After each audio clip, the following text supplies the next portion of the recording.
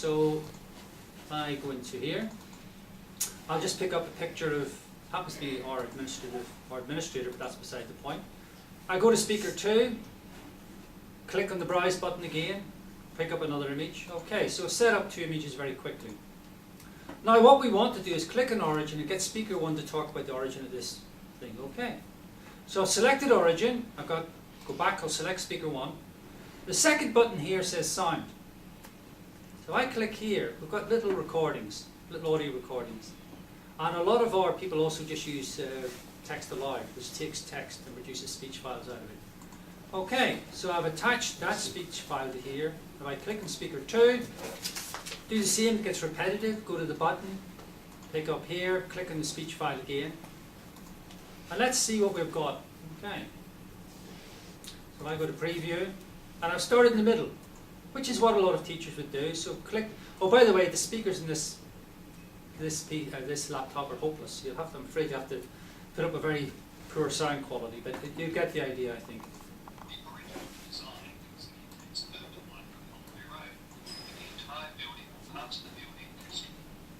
The origin of the building springs from the spatial emblem of the northern sky. Okay, so what we have got is effectively the ability to compare the 2 speakers.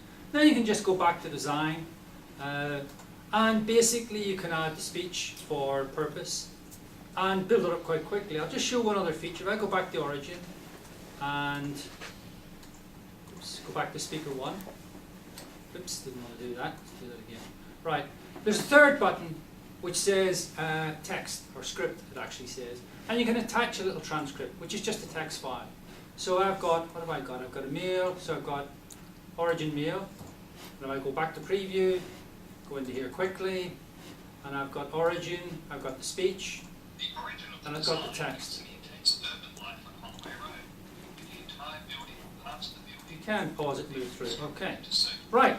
So that's the basic idea of the tool. Okay.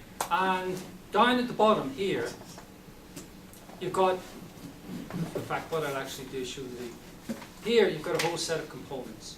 Okay. You can use. So for example, say in page 1 you wanted a video player. Yeah, instead of a picture. So what I would do is, what I'll do here is go in here, delete that, okay, go to component, go to the video player, here, and you draw them, so I just draw it, okay. And I've got my little browse button as before, and there's a little one in here about Eric Cantona. It was actually from a news film archive online, but the person adapted it for learning French. So I just go to preview. So what I've very quickly done is loaded that video in. Eric Cantona, footballeur et acteur français. And you can move through. Okay, so that's the tool, okay? Very quickly indeed. The architecture is such that everything is extendable. So you can add new patterns, you can add new page layouts, you can add new components. And in fact, we've added components, not in the release version, but in our development version, for example, for one for YouTube, and for users for inputting, outputting text. So to go back to the slides, to sort of finish off, we'll go, okay. I just brought this, in fact, let me do this first. Right, this is the GrowMaker website, which is just www.growmaker.org. And if I go back up, there's a guides tab. For example, on here, there's a little Camtasia movie. So some of the things I demonstrated now, you can actually just go to the website and actually see. And you can download from here, it's free. And when any upgrades will be free as well. We've also got a wiki. The wiki is actually accessed in the community tab here, where you can go directly to it.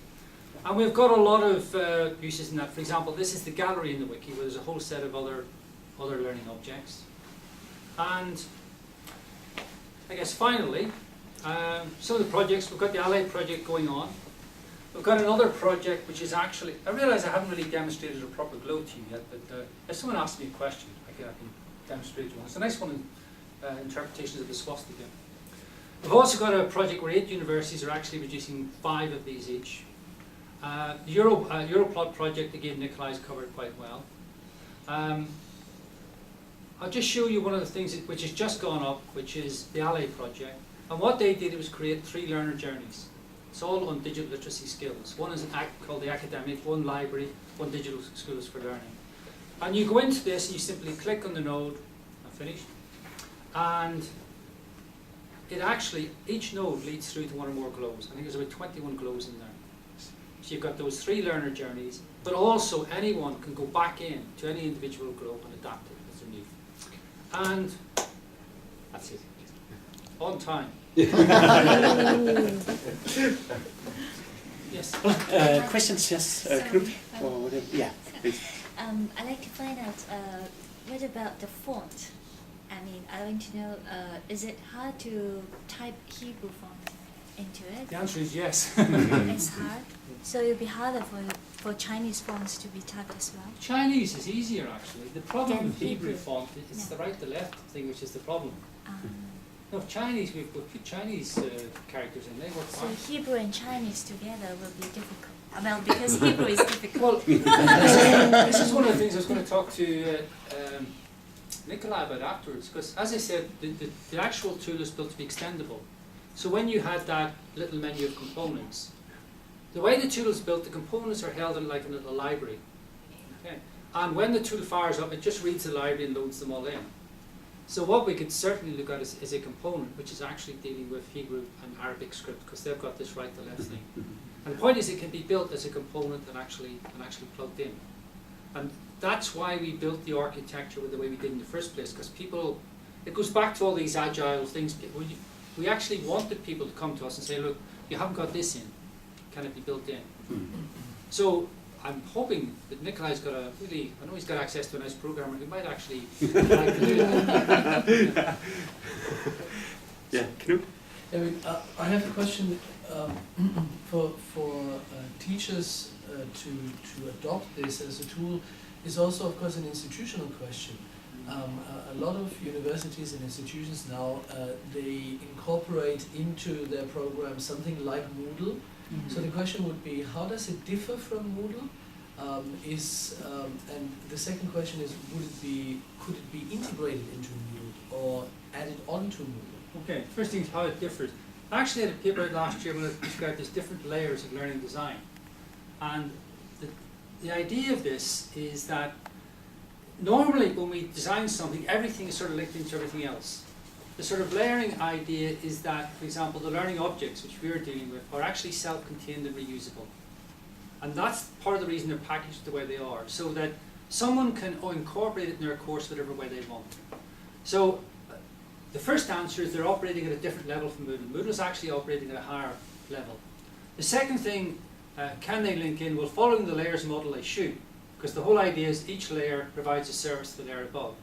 And that's again going back to where they're packaged. So what you normally do is you zip it, load it up into your virtual learning environment, and unzip it, and it runs. And the reason it will run is everything it needs is in that package. But I have actually made a learning object on the plot learner, which is sitting on a Moodle platform now.